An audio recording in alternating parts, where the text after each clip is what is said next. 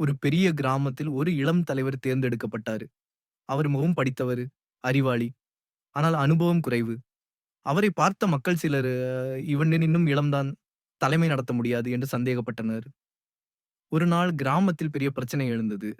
ஆற்றில் மழை பெய்து வெள்ளம் வந்ததால் கிராமத்திற்கு தண்ணீர் நுழையத் தொடங்கியது. மக்கள் பயந்து ஓடினார்கள். அனைவரும் தலைவரைச் சுற்றி நின்று, "இப்போது நீதான் எங்களை காப்பாற்ற வேண்டும்" என்றார்கள். அந்த இளம் தலைவர் அப்போது ஒரு பெரிய முடிவை எடுத்தார். அவர் முதலில் தானாகவே காலில் கேணயம் பூசிக்கொண்டு கரையை அடைத்து மணல் மூட்டைகள் அடுக்கத் தொடங்கினார்.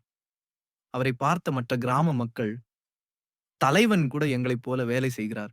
நாம் சும்மா இருக்கக்கூடாது என்று அனைவரும் ஒன்றிணைந்தனர். சில மணி நேரங்களில் வெள்ளம் கட்டுப்படுத்தப்பட்டது. கிராமம் காப்பாற்றப்பட்டது. அன்றைய நாள் மக்கள் எல்லோரும் உணர்ந்தார்கள். ஒரு தலைவன் என்பது கட்டளையிடுபவன் அல்ல, முன்மாதிரியாக செயல்படுபவன் தான். பாடம்: நல்ல தலைவன் தனது மக்களுக்காக முதலில் தானே முன் நிற்பான். தலைமை என்பது பதவி அல்ல, அது பொறுப்பு. உண்மையான தலைவன் மக்கள் நம்பிக்கையையும் அன்பையும் சம்பாதிப்பான்.